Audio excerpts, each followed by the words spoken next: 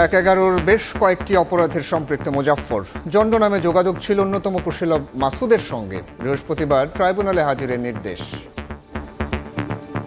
সারা বাংলাদেশে যখন এই যে মানবতা বিরোধী অপরাধ সংগঠিত হচ্ছিল, তখনও এই আসামি এবং মাসুদউদ্দিন চৌধুরীর মধ্যে একটা সংশ্লিষ্টতা আমাদের তদন্ত সংস্থা ইতিমধ্যে পেয়েছে। এক-এগারোর অন্যতম কুশীলব মাসুদউদ্দিন চৌধুরীর সাথে ওই জন্ড নামী ওই ফেক ব্যক্তি কথাবার্তা তারা বলেছে।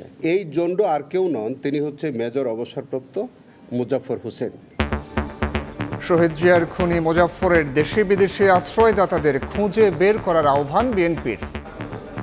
৪৫ বছর কোথায় ছিল মেজর মুজাফফর? নিশ্চয়ই যারা তাকে আশ্রয় দিয়েছেন এর আন্তর্জাতিক আশ্রয়দাতা আছে, দেশের ভিতরে আশ্রয়দাতা আছে। ১৭ বছর আওয়ামী লীগ ক্ষমতায় ছিল। দেখছিলেন প্রধান শিরোনাম। সন্ধ্যার সময়ের সঙ্গে আছি আমি সাইফুল রুদ্র। এবার অন্যান্য শীর্ষ সংবাদ।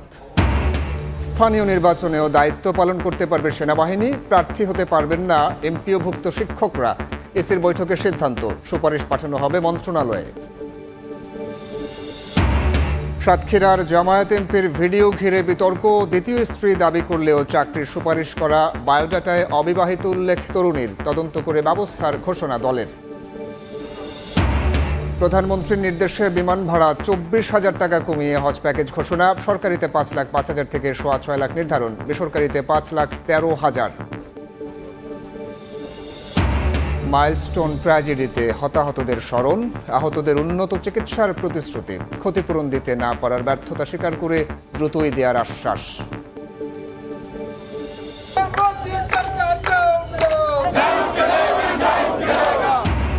দিল্লিতে শিক্ষার্থীদের ওপর লাঠিচার্জের প্রতিবাদে মোদির বাসভবনের সামনে কংগ্রেসের অবস্থান। প্রধানমন্ত্রীর পদত্যাগ দাবি, যন্তর মন্তরে ককরোচের বিক্ষোভ।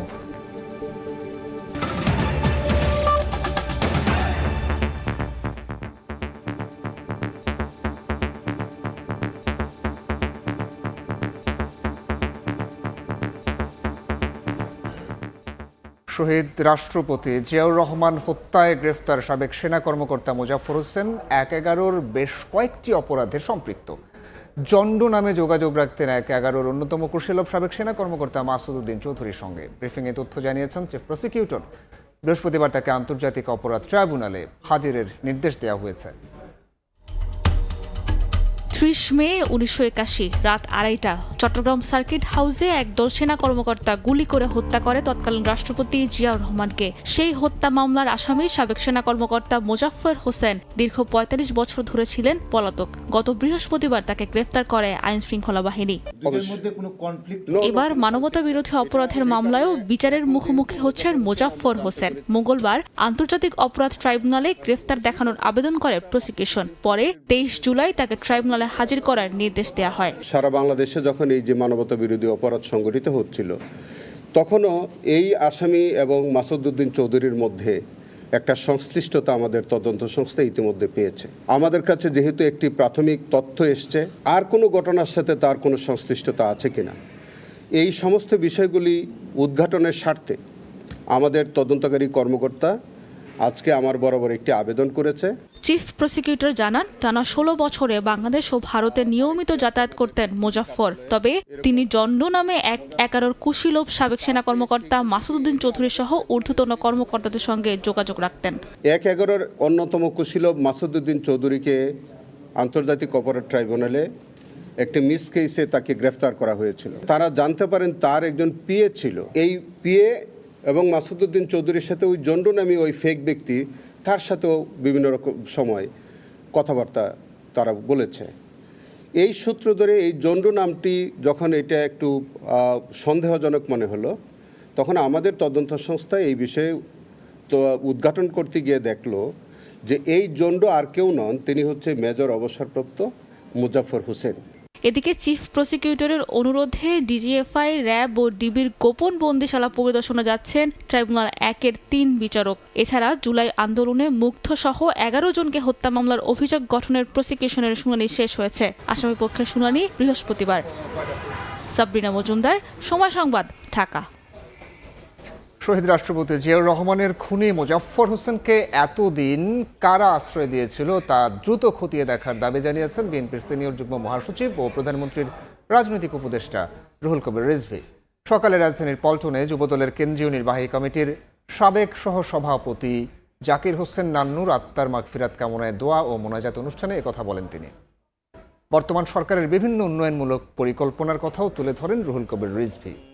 বলেন, দেশে এই মুহূর্তে চক্রান্ত চলছে, তাই নেতাকর্মী সহ দেশের সবাইকে ঐক্যবদ্ধ থাকার আহ্বান জানান তিনি। যেটি আমাদের ভাবনার অতীত, এটি আমাদের চিন্তা হলো যে আমরা সব খোঁজ খবর নিচ্ছি। প্রথমে আইসিইউতে আছে, চক্রান্ত ষড়যন্ত্র চারিদিক থেকে আসবে। ৪৫ বছর ওই লোক কোথায় ছিল? মেজর মুজাফর কিভাবে আসতে পারল? নিশ্চয়ই যারা তাকে আশ্রয় দিয়েছেন এর আন্তর্জাতিক আশ্রয়দাতা আছে, দেশের ভিতরে আশ্রয়দাতা আছে। ১৭ বছর আওয়ামী লীগ ক্ষমতায় ছিল। কারা? আপনারা মনে করছেন যে আজকে হয়তো আপনার কিছু নাই, কিন্তু এই নায়ের এই শূন্যতায় একদিন আপনাদেরকে নানা কিছু দিয়ে ভরিয়ে দেবে। স্থানীয় নির্বাচনেও দায়িত্ব পালন করতে পারবে সেনাবাহিনী। এমপিওভুক্ত শিক্ষক ও ঋণখেলাপিরা প্রার্থী হতে পারবেন না। নির্বাচন কমিশনের বৈঠক শেষে ব্রিফিংয়ে একথা জানান কমিশন সচিব আক্তার আহমেদ। তিনি বলেন, এসব সুপারিশের বিষয়ে মন্ত্রণালয়ের সিদ্ধান্তের পর আচরণবিধি চূড়ান্ত করবে ইসি। স্থানীয় সরকার নির্বাচনের আচরণবিধির খসড়া চূড়ান্তর পর এবার স্থানীয় সরকার আইন পরিবর্তনে হাত দিয়েছে নির্বাচন কমিশন। যদিও স্থানীয় সরকার নির্বাচনের আইন পরিবর্তন, পরিমার্জন এবং সংশোধনের এখতিয়ার কমিশনের নেই। নির্বাচনকে প্রশ্নের ঊর্ধ্বে রাখতে স্থানীয় সরকার আইন পরিবর্তনে বেশ কিছু প্রস্তাবনা সহ বিভিন্ন বিষয় নিয়ে কমিশনের ১২তম সভা অনুষ্ঠিত হয়। ৭ ঘণ্টা বৈঠক শেষে নির্বাচন কমিশন সচিব সংবাদ সম্মেলন করেন। এ সময় সচিব জানান, আইন প্রয়োগকারী সংস্থায় সশস্ত্র বাহিনীকে যুক্ত করতে চায় ইসি। ঋণখেলাপি ও বন্ধকদাতার বিষয়ে কঠোর হওয়া সহ দ্বৈত নাগরিকত্ব, কারো নির্বাচনে অংশগ্রহণের সুযোগ না দেওয়ার সুপারিশ করা হয়েছে। ২০০৯-এর যে আইনগুলো আছে ৫টা স্তরের, সিটি কর্পোরেশন, উপজেলা, ইউনিয়ন, পৌরসভা এবং জেলা পরিষদ, এই আইনগুলোর ভিতরে আমাদের কমিশনের বিবেচনায় যে সমস্ত জায়গায় কিছু কিছু মনে হয়েছে যে স্ট্রিমলাইন করার দরকার, আমরা সেইগুলো নিয়ে আলোচনা করেছি। যেমন আইন প্রয়োগকারী সংস্থা, সবগুলো আইনে এটা সেভাবে নাই, কাজে আমরা মনে করি যে সবগুলো আইনে এটা ইনক্লুড করা উচিত। সচিব জানান, সেপ্টেম্বর নাগাদ স্থানীয় নির্বাচনের প্রস্তুতি ধরেই এগোচ্ছে ইসি। তবে এ বিষয়ে সরকারের সাথে এখনো চূড়ান্ত আলোচনা হয়নি। ঋণখেলাপি বলে যে বিষয়টা আছে, যে দুটো ক্ষেত্র এখানে হচ্ছে বন্ধকদাতা এবং গ্যারান্টার। তো যিনি ব্যক্তিগতভাবে বন্ধকদাতা তিনি তো আছেনই, কিন্তু গ্যারান্টার যারা, তাদেরকেও ঋণখেলাপি হিসেবে অযোগ্য করার একটা কথা, প্রস্তাবনাটা আমরা নীতিগতভাবে সম্মত হয়েছে। বৈঠকে এনআইডি সংশোধনের জটিলতা বিবেচনায় বেশ কিছু সুপারিশ উঠে আসে। সানবীর রূপল, সময় সংবাদ, ঢাকা। সামাজিক মাধ্যমে ভাইরাল ভিডিও ঘিরে বিতর্কে সাতক্ষীরা ৪ আসনের সংসদ সদস্য ও জামায়াত নেতা গাজী নজরুল ইসলাম। ভিডিওতে থাকা তরুণীকে নিজের দ্বিতীয় স্ত্রী বলে দাবি করলেও এই এমপির সুপারিশ করা বায়োডাটায় ওই তরুণীকে অবিবাহিত উল্লেখ করা হয়েছে। এই ঘটনার প্রকৃত তথ্য উপাত্ত সংগ্রহ করে সাংগঠনিক নিয়ম অনুযায়ী প্রয়োজনীয় ব্যবস্থা নেওয়ার কথা জানিয়ে বিবৃতি দিয়েছে জামায়াত। একটি কক্ষে এক তরুণীর সঙ্গে ঘনিষ্ঠ অবস্থায় সাতক্ষীরা ৪ আসনের সংসদ সদস্য গাজী নজরুল ইসলাম। সামাজিক যোগাযোগ মাধ্যমে জামায়াতের এই এমপির ওই নারীর সঙ্গে অন্তরঙ্গ সিসিটিভি ফুটেজ ছড়িয়ে পড়তেই শুরু হয় ব্যাপক আলোচনা ও সমালোচনা। প্রথমে জামায়াত সংশ্লিষ্ট বিভিন্ন মহল ভিডিওটিকে কৃত্রিম বুদ্ধিমত্তা বা এআই দিয়ে তৈরি বলে দাবি করে। তবে কয়েক ঘন্টার মধ্যে ফেসবুক পোস্টে গাজী নজরুল ইসলাম জানান, ভিডিওটিতে থাকা তরুণী তার দ্বিতীয় স্ত্রী। প্রথম স্ত্রীর সম্মতিতেই দ্বিতীয় বিয়ে করেছেন বলেও দাবি করেন তিনি। আমার স্বামী গাজী নজরুল ইসলাম শহীদ মরিয়মের সাথে বিবাহ হয়েছে। পরে আরেকটি ভিডিওতে ওই তরুণী প্রথম স্ত্রী এবং পরিবারের কয়েকজন সদস্য একই দাবি করেন। জানানো হয়, ভিডিওটি রাজধানীর মগবাজারে সংসদ সদস্যের ব্যবসায়িক কার্যালয়ে ধারণ করা হয়েছিল। তাদের ভাষ্য, পারিবারিক বিরোধের জেরে ভিডিওটি ফাঁস করা হয়েছে এবং এ ঘটনায় চাঁদাও আদায় করা হয়। এদিকে ১৭ জুন বিয়ের দাবি করা হলেও জামায়াতের এই এমপির ২২ জুন চাকরির জন্য সুপারিশ করা ওই তরুণীর জীবন বৃত্তান্তে অবিবাহিত উল্লেখ করা নিয়ে চলছে বিতর্ক। নিরপেক্ষ তদন্ত করে প্রকৃত তথ্য জনসম্মুখে তুলে ধরার দাবি এলাকাবাসীর। একজন এমপি হিসেবে তাদের সামাজিক অবক্ষয় এটা অত্যন্ত নিন্দনীয় এবং দুঃখজনক। এর একটা প্রভাব আসলে যারা উঠতি বয়সী ছেলেমেয়ে, বিশেষ করে টিনেজার, তাদের মধ্যে পড়ে এবং এটা সামাজিক একটা নেতিবাচক প্রভাব তো সুদূর প্রসারী। এদিকে ভাইরাল ভিডিওটি নিয়ে বিব্রতকর পরিস্থিতির কথা স্বীকার করে স্থানীয় জামায়াত নেতা জানান, দলীয়ভাবে বিষয়টি তদন্ত করা হচ্ছে। আমরা ওনার সাথে কথা বলি, যোগাযোগ করি, উনি এটা আমাদেরকে জানিয়েছেন যে এটি তার বৈবাহিক সূত্রের মাধ্যমে দ্বিতীয় স্ত্রী। এদিকে জেলা জামায়াতের কর্মপরিষদ সদস্য ও সাতক্ষীরা 4 আসনের এমপি গাজী নজরুল ইসলামের এই ঘটনায় প্রকৃত তথ্য উপাত্ত সংগ্রহ করে সাংগঠনিক নিয়ম অনুযায়ী প্রয়োজনীয় পদক্ষেপ নেওয়ার কথা জানিয়ে বিবৃতি দিয়েছে দলটির কেন্দ্রীয় প্রচার ও মিডিয়া সেল। ওমর ফারুক, সময় সংবাদ। মাইলস্টোন ট্র্যাজেডির প্রথম বার্ষিকীতে নিহতদের প্রতি শ্রদ্ধা জানিয়ে স্কুলটির শিক্ষক, কর্মকর্তা ও শিক্ষার্থীরা বিধ্বস্ত ভবনের সামনে শ্রদ্ধা, বিশেষ দোয়া ও মোনাজাতের পাশাপাশি প্রদর্শন করা হয় ছবি, বন্ধুদের লেখা স্মৃতিকথা সহ নানা বার্তা। এদিকে ঘটনার বছর পার হলেও আলোর মুখ দেখেনি তদন্ত প্রতিবেদন। এতে হতাশা প্রকাশ করেছেন স্বজনরা। ঘোষিত ক্ষতিপূরণ চিকিৎসা ব্যয়ের তুলনায় অপ্রতুল বলে অভিযোগ করেন তারা। 1 বছর পেরিয়েছে, তবুও উত্তরার মাইলস্টোন স্কুল অ্যান্ড কলেজের সেই পোড়া ভবনের সামনে দাঁড়ালে থমকে যায় সময়। শোকের ভার কমেনি, বরং 21 জুলাই আবারও নতুন করে ফিরে আসে সেই বিভীষিকাময় দুপুর। 2025 সালের 21 জুলাই বিমান বাহিনীর একটি প্রশিক্ষণ বিমান উত্তরা দিয়াবাড়িতে মাইলস্টোন স্কুল অ্যান্ড কলেজ ক্যাম্পাসে বিধ্বস্ত হয়। এতে অন্তত 36 জন নিহত হন, আহত হন শতাধিক। নিহতদের বেশিরভাগই ছিল শিশু শিক্ষার্থী। প্রাণ হারান বিমানটির পাইলট ফ্লাইট লেফটেন্যান্ট তৌকির ইসলামও। ঘটনার 1 বছর পরও শোক কাটিয়ে উঠতে পারেনি স্বজনরা। অনেক আহত শিক্ষার্থী এখনও চিকিৎসাধীন। পরিবারগুলোর অভিযোগ, ঘোষিত ক্ষতিপূরণ চিকিৎসার ব্যয়ের তুলনায় অপ্রতুল। অন্যদিকে সরকারের তরফ থেকেও উদ্যোগ পর্যাপ্ত নয়। ঘটনা তদন্ত প্রতিবেদন প্রকাশ না হওয়ায় স্বজনদের হতাশা আরও গভীর হয়েছে। মাইলস্টোন ট্র্যাজেডির প্রথম বার্ষিকীতে দুর্ঘটনায় নিহতদের শ্রদ্ধা জানায় স্কুলটির শিক্ষক, কর্মকর্তা ও শিক্ষার্থীরা। দুর্ঘটনায় বিধ্বস্ত ভবনের সামনে ফুলের শ্রদ্ধা, বিশেষ দোয়া ও মোনাজাতের পাশাপাশি প্রদর্শন করা হয় নিহতদের ছবি, বন্ধুদের লেখা স্মৃতিকথা সহ নানা বার্তা। মাহারিন চৌধুরী মিস, উনি ভিতর থেকে এই বাচ্চাগুলোকে পুশ করে বের করে দিয়েছে। যদিও ওই সময় আমি জানতাম না যে তার নিজের গায়েই সারা গায়ে আগুন ছিল। চোখের সামনে ওরা আগুনে দগ্ধ হয়ে যাচ্ছে, কিন্তু আমরা কিছু করতে পারতেছি না। ওদেরকে ভোলার মতো আসলে আমাদের যাবে না। যারা ওইখানে ছিল প্রেজেন্ট, ওরা তো আর এই জিনিসটা ভুলেও দ্বিতীয়বার মনে করতে চাইবে না। নিহতদের স্মরণে উত্তরা সহ মাইলস্টোনের 16টি শাখায় দেয়া হয় 1 দিনের ছুটি। রিমো সিদ্দিক, সময় সংবাদ, ঢাকা। মাইলস্টোনের ঘটনায় আহতদের অনেকে বয়ে বেড়াচ্ছে সেই ভয়াবহ দুর্ঘটনার ক্ষত। আহতদের আরও উন্নত চিকিৎসা লাগলে সরকার তা নিশ্চিত করবে বলে জানিয়েছেন স্বাস্থ্যমন্ত্রী। আর এই দুর্ঘটনা থেকে নেওয়া অভিজ্ঞতা চিকিৎসকদের যে কোনো জাতীয় দুর্যোগ মোকাবেলায় সাহস যোগাবে বলে মন্তব্য করেছেন জিয়াউর রহমান ফাউন্ডেশনের vice president doctor Zubaida Rahman.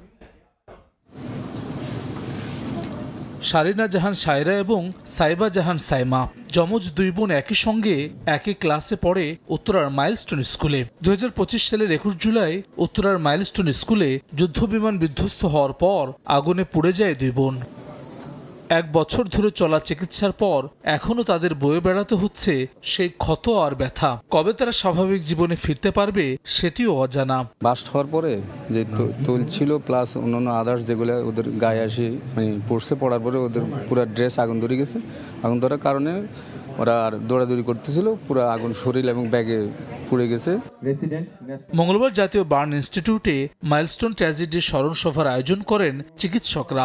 আহত শিক্ষার্থী, শিক্ষক, নিহত স্বজনরা স্মৃতিচারণ করেন সেদিনের বিভীষিকার। আমাকে আইসিইউতে কেন আনলে? এখানে তো তোমার অনেক টাকা খরচ হবে। আমি বলেছিলাম সমস্ত খরচ সরকার বহন করতেছে। আমি এমন একটা সন্তান হারিয়েছি যে এই কষ্টের মাঝে শুয়ে শুয়েও আমার কথা চিন্তা করেছে, আমাদের কথা চিন্তা করেছে। দুর্ঘটনার পর সে সময় দেশের চিকিৎসকদের পাশাপাশি যুক্ত হন যুক্তরাজ্য, সিঙ্গাপুর, চীন ও ভারত থেকে আসা বিশেষজ্ঞ চিকিৎসক দল। তাদের পক্ষ থেকে বক্তব্য রাখেন 4 দেশের রাষ্ট্রদূত। এই ইনস্টিটিউটের যা স্টাফ আছে, কেউ সময় ওরা কি দিন দেখিনি, রাত দেখিনি, আর পুরো যাভাবে মানুষের প্রাণটা বাঁচতে পারে ওইটাই করেছেন উনি। স্বাস্থ্যমন্ত্রী বলেন, মাইলস্টোনের ঘটনায় আহতদের আরো উন্নত চিকিৎসা লাগলে সেটি সরকারের পক্ষ থেকে দেওয়া হবে। আমাদের ডাক্তাররা নিষ্ঠার সাথে বার্ন ইউনিটে কাজ করে যাচ্ছেন। এরপরেও যদি আরো কিছু উন্নততর চিকিৎসারও প্রয়োজন হয়, আমাদের সরকার, আমরা পিছিয়ে থাকবো না। We must extend hour hands of cooperation to help these affected persons or babies. স্মরণ সভায় জিয়াউর রহমান ফাউন্ডেশনের vice president doctor Zubaidur Rahman বলেন, এই দুর্ঘটনা থেকে নেওয়া অভিজ্ঞতা চিকিৎসকদের যে কোনো জাতীয় দুর্যোগ মোকাবেলায় সাহস যোগাবে। এই অভিজ্ঞতা আপনাদের সকলের প্রাণে মনে যে দৃঢ়তার জন্ম দিয়েছে, পরবর্তীতে জীবনের যে কোনো সংকটময় মুহূর্তে সাহস দিবে এগিয়ে যাওয়ার, সাহস দিবে শ্রেষ্ঠত্ব অর্জনের, অনুপ্রেরণা দেবে অন্যের দুঃখের সাথী হওয়ার, বিপদে সাহায্যের হাত বাড়ানোর। 21 জুলাই দিনটিকে বার্ন অ্যাওয়ারনেস ডে হিসেবে পালনের আহ্বান জানিয়েছেন চিকিৎসকেরা। হাসান ওয়ালি, সময় সংবাদ, ঢাকা। মাইলস্টোনে বিমান দুর্ঘটনায় ক্ষতিগ্রস্ত পরিবারগুলোকে এখনও ক্ষতিপূরণ দিতে না পারা সরকারের ব্যর্থতা বলে স্বীকার করেছেন প্রধানমন্ত্রীর তথ্য উপদেষ্টা ডাক্তার জাহিদুর রহমান। সচিবালয়ের সাপ্তাহিক ব্রিফিংয়ে তিনি জানান, প্রধানমন্ত্রীর সঙ্গে আলোচনা করে শিগগিরই ক্ষতিপূরণ দেয়া হবে। দুর্ভাগ্যজনক যে একটা বর্ষপূর্তিতে এসে আমাদেরকে স্মরণ করতে হচ্ছে এই পরিবারগুলো ক্ষতিপূরণ পায়নি। আমাদেরও দায়িত্বে আসার 5 মাস হয়ে গেছে, এটা আমাদেরও খানিকটা ব্যর্থতা নিশ্চয়ই। ঘোষিত ক্ষতিপূরণ যেন পরিবারগুলোর কাছে পৌঁছে সেই ব্যাপারে অবশ্যই সরকার কাজ করবে, এটা আমি কনফার্ম করছি। প্রধানমন্ত্রীর নির্দেশে বিমান ভাড়া 24,000 টাকা কমিয়ে 2027 সালের হজ প্যাকেজ ঘোষণা করেছে সরকার। সরকারি ব্যবস্থাপনায় সর্বনিম্ন হজ প্যাকেজের মূল্য নির্ধারণ করা হয়েছে 5,05,648 টাকা। অপর প্যাকেজ 6,15,263 টাকা নির্ধারণ করা হয়েছে। এছাড়া বেসরকারি ব্যবস্থাপনায় সাধারণ প্যাকেজের খরচ পড়বে 5,13,648 টাকা। মুদ্রা বিনিময় হার বেড়ে যাওয়া, খাবার এবং সার্ভিস চার্জ প্যাকেজে যুক্ত হওয়ায় সার্বিক প্যাকেজ মূল্য কিছুটা বেড়েছে বলে জানান ধর্মমন্ত্রী। 2027 সালে হজ পালনের জন্য চলতি বছরের 1 জুলাই থেকেই প্রাথমিক নিবন্ধন শুরু হয়, আর নিবন্ধন শেষ হবে আগামী 24 সেপ্টেম্বর। এবার বাংলাদেশ থেকে প্রায় 1 লাখ মুসল্লি হজ পালনের সুযোগ পাবেন। আলহামদুলিল্লাহ। মঙ্গলবার সচিবালয়ে ধর্ম মন্ত্রণালয়ে সংবাদ সম্মেলনে আগামী হজ মৌসুমের জন্য হজের নতুন প্যাকেজ ঘোষণা করে ধর্মমন্ত্রী বলেন, সরকারি ব্যবস্থাপনায় 2টি প্যাকেজের মধ্যে সর্বনিম্ন হজ প্যাকেজের মূল্য নির্ধারণ করা হয়েছে 5,05,648 টাকা। অপর প্যাকেজ 6,15,263 টাকা নির্ধারণ করা হয়েছে। এছাড়া হজ এজেন্সির মাধ্যমে বেসরকারিভাবে হজ প্যাকেজের মূল্য ধরা হয়েছে 5,13,648 টাকা। হজ প্যাকেজ একে, এই প্যাকেজে হজযাত্রীদের মক্কায় হারাম শরীফের বহির চত্বর হতে প্রায় 1000 থেকে 1400 মিটারের মধ্যে এবং মদিনায় মার্কাজি এরিয়ার আবাসন সুবিধা দেওয়া হবে এবং মিনা আরফায় সার্ভিস প্যাকেজ 3 ক্যাটাগরির সার্ভিস সহ মোয়াল্লাম কর্তৃক খাবার সরবরাহ করা হবে। হজ প্যাকেজ 2, এই প্যাকেজে হজযাত্রীদের মক্কায় হোটেল হারাম শরীফের বহির চত্বর হতে 2 থেকে 3 কিলোমিটারের মধ্যে হবে। মদিনায় মার্কাজি এলাকার বাইরে মসজিদ নববী হতে 800 মিটারের মধ্যে আবাসনের ব্যবস্থা করা হবে। এদিকে হজযাত্রীদের বিমান ভাড়া 1,54,000 টাকা থেকে কমিয়ে এবার 1,30,000 টাকা নির্ধারণ করা হয়েছে। তবে সৌদি রিয়ালের মুদ্রা বিনিময় হার বেড়ে যাওয়া এবং খাবার ও সার্ভিস চার্জ প্যাকেজে যুক্ত হওয়ায় সার্বিক প্যাকেজ মূল্য কিছুটা বেড়েছে বলে জানান মন্ত্রী। 2027 সালে হজে মাননীয় প্রধানমন্ত্রী ব্যক্তিগত উদ্যোগে বিমান ভাড়া কমিয়ে 1,30,000 টাকা করা হয়। সৌদি রিয়াল আগে যেভাবে বাংলা টাকায় যত কমে পাওয়া যেত, এখন কিন্তু তার বেশি দিতে হয়। ভবিষ্যতে আরও বেশি দিতে হতে পারে, ওটা তো আমাদের হাতে নয়, এটা ইন্টারন্যাশনাল। আর প্রতিটা খরচ কিন্তু বেড়ে যাচ্ছে সৌদি পর্যায়ে। চাঁদ দেখা সাপেক্ষে আগামী বছরের 15 মে পবিত্র হজ অনুষ্ঠিত হতে পারে। এর আগে হজ ফ্লাইট শুরু হবে 8 এপ্রিল থেকে। ভিসার আবেদন করতে পারবেন। প্রসূন আশিস, সময় সংবাদ, ঢাকা। সন্ধ্যার সময় আরও থাকছে। গ্যাস লিকেজ থেকে ভয়াবহ বিস্ফোরণ, রাজধানীর ভাটারায় লন্ডভন্ড পুরো ফ্ল্যাট, দেয়ালে ধস। শিশুসহ একই পরিবারের 3 জন দগ্ধ, সবার অবস্থায় আশঙ্কাজনক। ভারতের শিক্ষার্থীদের উপর লাঠিচার্জের প্রতিবাদে প্রধানমন্ত্রী নরেন্দ্র মোদীর পদত্যাগের দাবিতে তার বাসভবনের সামনে বিক্ষোভ করছে কংগ্রেস। মোদীকে ক্ষমা চাইতে বলেছেন বিরোধী দলীয় নেতা রাহুল গান্ধী। আজও যন্তর মন্তরে অবস্থান কর্মসূচি পালন করছে ককরোচ জনতা পার্টি। বিক্ষোভের মুখে প্রশ্নপত্র ফাঁসের সঙ্গে জড়িতদের বিরুদ্ধে কঠোর ব্যবস্থা নেওয়ার নির্দেশ দিয়েছেন মোদী। ভারত থেকে সুব্রত আচার্য রিপোর্ট।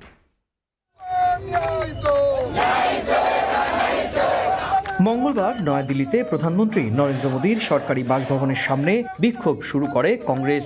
রাহুল গান্ধীর নেতৃত্বে এই বিক্ষোভে মোদীর পদত্যাগ দাবি করা হয়। শিক্ষার্থীদের ওপর লাঠিচার্জের তীব্র সমালোচনা করেন বিরোধীরা। বল প্রয়োগের ঘটনায় নরেন্দ্র মোদীকে ক্ষমা চাওয়ার আহ্বানও জানান রাহুল গান্ধী। এদিকে সকাল থেকে আবারও দিল্লির যন্তর মন্তরে অবস্থান নেয় ককরোচ জনতা পার্টির সমর্থকরা। সময়ের সঙ্গে সঙ্গে বাড়তে থাকে মানুষ। ভেঙে ফেলা মঞ্চ আবার নতুন করে প্রস্তুত করা হয়। দাবি না মানা পর্যন্ত আন্দোলন চালিয়ে যাওয়ার ঘোষণা দেন বিক্ষোভকারীরা। পরিস্থিতি মোকাবেলায় গোটা এলাকায় নিরাপত্তা জোরদার করা হয়েছে। ককরোচ জনতা পার্টির আন্দোলনের প্রতি সমর্থন জানিয়েছেন তারকারাও। আন্দোলনকারীদের ওপর পুলিশের দমন পীড়নের সমালোচনা করেছেন তারা। আলোচনার মাধ্যমে সংকট সমাধানের আহ্বানও তাদের। বিক্ষোভের মুখে প্রথমবারের মতো মুখ খুলেছেন নরেন্দ্র মোদী। প্রশ্ন ফাঁসের ঘটনায় জড়িতদের বিরুদ্ধে কঠোরতম ব্যবস্থা নেওয়া ও স্বচ্ছ নির্ভরযোগ্য পরীক্ষা ব্যবস্থা গড়ে তুলতে সংশ্লিষ্ট সব পক্ষকে একসঙ্গে কাজ করার আহ্বান জানান নরেন্দ্র মোদী।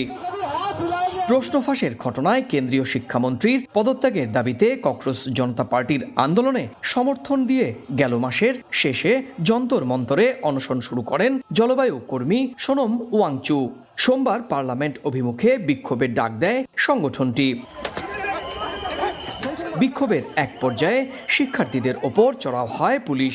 এই ঘটনায় দেশজুড়ে সমালোচনার মুখে পড়েছে বিজেপি সরকার। সুব্রত আচার্য, সময় সংবাদ, ভারত। এ বিষয়ে বিস্তারিত জানাতে দিল্লি থেকে যুক্ত হচ্ছেন অসমীয়া প্রতিদিনের ব্যুরো প্রধান আশিস নন্দী। আশিস, আমরা জানতে চাই আপনার কাছে যে শিক্ষার্থীদের উপর লাঠিচার্জ এবং মোদীর পদত্যাগ দাবির পর এই মুহূর্তে যন্তর মন্তরের অবস্থান কর্মসূচির সবশেষ কি অবস্থা সেটা জানাবেন। প্রথমে আমি একটু ভুল ধরিয়েছি, সেটা হচ্ছে আমার নাম আশিস গুপ্ত, নন্দী নয়। আর যন্তর মন্তরে আজ সারাদিন ধরে, আবার গতকাল রাত থেকেই ছত্রভঙ্গ হয়ে যাওয়া, গতকাল সারাদিন ধরে পুলিশের লাঠিচার্জ, টিয়ার গ্যাস সেলিং, এসবের পরে ছত্রভঙ্গ হয়ে যাওয়া ছাত্রছাত্রীরা আবার রাত থেকেই সেখানে জড়ো হতে শুরু করে এবং আজ সারাদিন ধরেই সেখানে জমায়েত আবার বিশাল আকার নেয়। এবং সেখানে আজকে বিভিন্ন রাজনৈতিক দলের নেতারাও, বিরোধী রাজনৈতিক দলের নেতারা, যেমন শারদ পাওয়ার, সুপ্রিয়া সুলে, অরবিন্দ কেজরিওয়াল, এরা দফায় দফায় বিভিন্ন সময় গিয়ে সেখানে আন্দোলনরত ছাত্রছাত্রীদের সঙ্গে কথা বলেন এবং তাদের প্রতি সহমর্মিতা জানান। আগামীকাল সকালেও সেখানে মহারাষ্ট্রের শিবসেনার নেতা উদ্ধব ঠাকরে তিনি আসবেন এবং কলকাতায় মমতা ব্যানার্জি ঘোষণা করেছেন তিনিও আসবেন। এখন বিরোধী রাজনৈতিক দলের নেতারা সেখানে যাচ্ছেন এবং সহমর্মিতা জানাচ্ছেন এবং আন্দোলনকারীরা কিছুক্ষণের মধ্যেই ছুটি নিয়ে, যদিও তারা এটা ঘোষণা করেছেন যে আন্দোলন চলতে থাকবে যতক্ষণ না তাদের দাবি মানা হচ্ছে। এর মধ্যেই আন্দোলনকারীদের অন্যতম নেতা সোনম ওয়াংচুক, তাকে দিল্লি হাইকোর্টের নির্দেশে তার হাসপাতাল পরিবর্তন করা হয়েছে। তাকে সফদরজং হাসপাতালে নিয়ে গিয়ে রেখেছিল পুলিশ, এখন তাকে মেদান্ত হসপিটালে নিয়ে যাওয়া হয়েছে এবং হাইকোর্টের নির্দেশে। এই হচ্ছে সর্বশেষ পরিস্থিতি। পাশাপাশি দিল্লির কংগ্রেস আজ আচমকাই অভাবনীয়ভাবে প্রধানমন্ত্রী নরেন্দ্র মোদীর বাসভবনের সামনে পৌঁছে যায় সমস্ত সাংসদরা, কংগ্রেসের রাজ্যসভা এবং লোকসভার সাংসদরা, এবং পুলিশকে হচ্চকিত করে দিয়ে, পুলিশ ব্যাপারটা জানার আগেই তারা গিয়ে সেখানে পৌঁছে যায় এবং ধর্নায় বসে। তারা ধর্নায় বসার পরে প্রায় 15-20 মিনিট, আধা ঘন্টা পরে সেখানে পুলিশ গিয়ে পৌঁছায়। তো সেই ধর্না এখনো চলছে এবং রাহুল গান্ধী ঘোষণা করেছেন যতক্ষণ না দাবি মানা হচ্ছে তারা সেই ধর্নায় থাকবেন। এখন পুলিশ কি ভূমিকা নেবে, সেখান থেকে তাদের সরিয়ে দেবে কিনা, যেহেতু ওটি প্রধানমন্ত্রীর একদম বাসভবনের প্রধান প্রবেশদ্বারের সামনে। সেটা খুবই সেন্সিটিভ জায়গা, সেই জন্য পুলিশ কি পদক্ষেপ নেয় সেটাই এখন দেখা। একটু শেষ করতে হচ্ছে সময় স্বল্পতার কারণে, আর নামের ভুলের জন্য আমি দুঃখ প্রকাশ করছি। আপনাকে অসংখ্য ধন্যবাদ আমাদের সঙ্গে যুক্ত হওয়ার জন্য। দিল্লি থেকে যুক্ত হয়েছিলেন অসমীয়া প্রতিদিনের ব্যুরো প্রধান আশিস গুপ্ত, জানাচ্ছিলেন সেখানকার সবশেষ পরিস্থিতি। প্রাথমিকের মান উন্নয়নে শিক্ষক শিক্ষার্থীদের ট্যাব ও ডিজিটাল ডিভাইস দেওয়া হবে বলে জানিয়েছেন প্রাথমিক ও গণশিক্ষা প্রতিমন্ত্রী ববি হাজ্জাজ। সকালে গুলশানের একটি হোটেলে সেমিনারে কথা বলেন তিনি বলেন, ডিজিটাল মাধ্যমে বিশ্বাসযোগ্যতা বাড়াতে নতুন আইন প্রণয়ন নিয়ে আলোচনা চলছে। সংবাদ মাধ্যমের নামে অনিবন্ধিত ডিজিটাল মিডিয়াগুলোতে ভুল তথ্য ছড়ানো হচ্ছে অভিযোগ করে এগুলো নিয়ন্ত্রণ জরুরি বলে মন্তব্য করেন ববি হাজ্জাজ। এ নিয়ে নতুন ও শক্ত আইনের প্রয়োজনীয়তার কথাও জানান তিনি। স্কুল সিস্টেমে এখন ভ্যালিউ বেসড এডুকেশন অনেক বড়ভাবে ঢোকাতে চেষ্টা করছি। ভ্যালিউ বেসড এডুকেশন আমরা একদম প্রাথমিক থেকে শুরু করছি, এবং সেই জায়গাটা যেন the right kind of values are embedded, family values, religious values, civic values, ওই যে gender norm values, the right kind of values are embedded. তার জন্য যত এই যে ইউনেস্কো থেকে শুরু করে, ইউনিসেফ থেকে শুরু করে যারা এগুলো নিয়ে কাজ করেন সবাইকে কিন্তু ইতিমধ্যে দাওয়াত জানিয়ে নতুন কারিকুলামের অ্যাডভাইজারি প্যানেলে অন্তর্ভুক্ত করা হয়েছে। রাজধানীর ভাটারায় গ্যাস লিকেজ থেকে বিস্ফোরণে উড়ে গেছে ভবনের নিচতলার দুটি কক্ষ। দগ্ধ হয়েছেন একই পরিবারের 3 জন। তাদের জাতীয় বার্ন ও প্লাস্টিক সার্জারি ইনস্টিটিউটে ভর্তি করা হয়েছে। চিকিৎসকরা জানিয়েছেন দগ্ধদের শরীরের 40 থেকে 50% পুড়ে যাওয়ায় অবস্থা আশঙ্কাজনক। মঙ্গলবার ভোর 3:30 রাজধানীর ভাটারার সাঝের মায়া ভবনের নিচতলায় হঠাৎ বিকট শব্দে বিস্ফোরণ, উড়ে যায় দুটি কক্ষ। ভয়াবহ বিস্ফোরণে ভবনটির সব গ্লাসের পাশাপাশি ভেঙে পড়ে প্রধান ফটকও। জীবন বাঁচাতে হুড়োহুড়ি করে বেরিয়ে যান বাসিন্দারা। গ্যাসের বোতল যেরকম খুললে দিলে সাইডে দিলে শোষ শব্দ, প্রথমে এরপরে বিকট শব্দ হয়েছে। আমি উঠতে দিই এই অবস্থা, গেট মেট সব ব্যাক হয়ে গেছে, ওয়াল মোয়াল সব পড়া। বিস্ফোরণে গুরুতর দগ্ধ হন একই পরিবারের 3 জন। তারা জাতীয় বার্ন ও প্লাস্টিক সার্জারি ইনস্টিটিউটে চিকিৎসাধীন। গ্লাস সব পড়া শুরু হয়েছে, গেট বাঁকা হয়ে গেছে এবং গ্রিল রড টড যা ছিল ওগুলো বাঁকা হয়ে গেছে, খুলে গেছে। সেফটি ফার্স্ট, মানে কোনো ধরনের সেফটি ইস্যু থাকে আমরা তো ওইটা ভাড়াটিয়াদের সাথে কন্ট্রোল মেজারটা নিতে হবে আমাদের। ঘটনাস্থল পরিদর্শন করে ফায়ার সার্ভিস ও পুলিশের কর্মকর্তারা জানান, গ্যাস লিকেজ থেকেই বিস্ফোরণের ঘটনা ঘটেছে বলে প্রাথমিকভাবে ধারণা করা হচ্ছে। প্রাথমিকভাবে যেটা জানা যাচ্ছে যে গ্যাস লিকেজ হয়ে একটা বিস্ফোরণের ঘটনা ঘটেছে, এবং এখানে 3 জন লোক ছিল ওই বাসায়, 2 রুমের একটা ফ্ল্যাট, এবং 3 জনই আহত। বর্তমানে তারা বার্ন ইনস্টিটিউটে ভর্তি আছে। চিকিৎসকরা বলছেন শাহিনের শরীরের 50, ফাহিমার 45 ও হাফসার 40% দগ্ধ হয়েছে। সবার অবস্থায় আশঙ্কাজনক। মাসুদুর রহমান, সময় সংবাদ, ঢাকা। আনুষ্ঠানিকভাবে যাত্রা শুরু হলো নতুন কুড়ির প্রথম আসরের জাতীয় পর্যায়ের খেলা। সুইমিং কমপ্লেক্সে সাঁতার ইভেন্টের মধ্য দিয়ে দেশব্যাপী প্রতিভা অন্বেষণ কর্মসূচি নতুন কুড়ি স্পোর্টসের চূড়ান্ত পর্বের উদ্বোধন করেন যুব ও ক্রীড়া প্রতিমন্ত্রী আমিনুল হক। এছাড়া ফুটবল, কাবাডি, অ্যাথলেটিক্স, দাবা, ব্যাডমিন্টন এবং মার্শাল আর্টসের মতো খেলাগুলো এই কর্মসূচিতে অন্তর্ভুক্ত রয়েছে। আগামী 27 জুলাই আর্মি স্টেডিয়ামে প্রতিযোগিতার সমাপনী দিনে উপস্থিত থেকে পুরস্কার তুলে দেবেন প্রধানমন্ত্রী তারেক রহমান। আর সব ইভেন্টের সেরা খেলোয়াড়দের বিকেএসপিতে বিনামূল্যে পড়াশোনার ব্যবস্থা করা হবে বলে জানান আমিনুল হক। খেলার খবর, বীরের বেশেই নিজ দেশে ফিরলেন ফিফা বিশ্বকাপের চ্যাম্পিয়ন স্পেন জাতীয় ফুটবল দলের খেলোয়াড়রা। শিরোপা জয়ের উচ্ছ্বাসে লাল হলুদে রঙিন হয়ে ওঠে মাদ্রিদ। দেশের বিভিন্ন স্থান থেকে প্রায় 20 লাখ মানুষ এই বিজয় যাত্রায় যোগ দেন। স্পেনের রাজপ্রাসাদে বিশ্ব চ্যাম্পিয়নদের স্বাগত জানায় রাজপরিবার।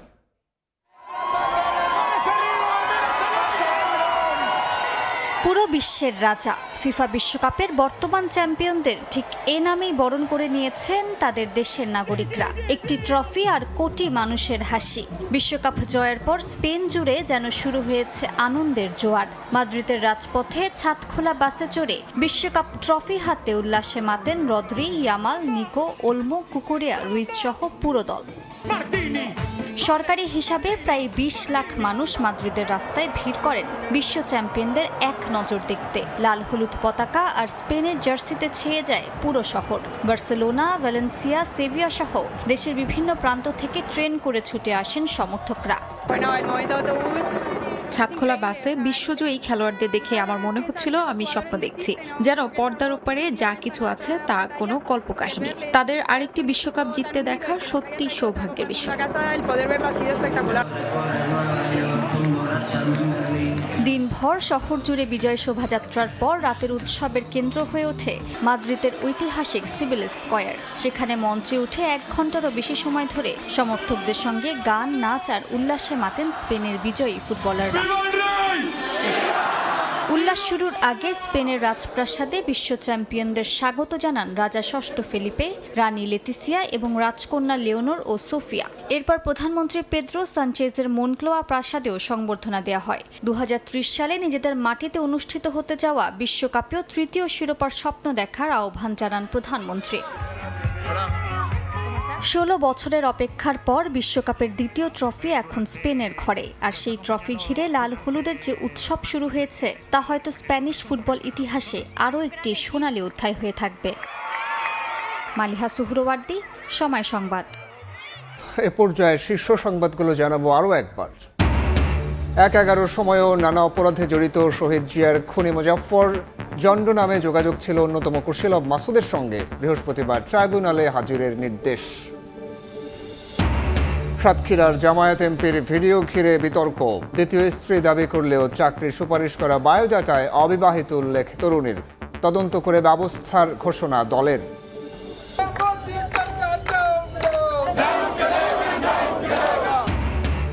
দিল্লিতে শিক্ষার্থীদের ওপর লাঠিচার্জের প্রতিবাদে মোদির বাসভবনের সামনে কংগ্রেসের অবস্থান। রাহুল ও প্রিয়াঙ্কা গান্ধী আটক। প্রধানমন্ত্রীর পদত্যাগ দাবি।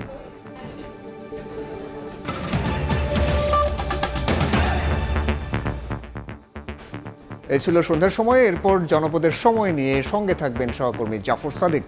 ধন্যবাদ রুদ্র। জনপদের সময় নিয়ে আসছি কিছুক্ষণ পর, সঙ্গে থাকুন সময়ের।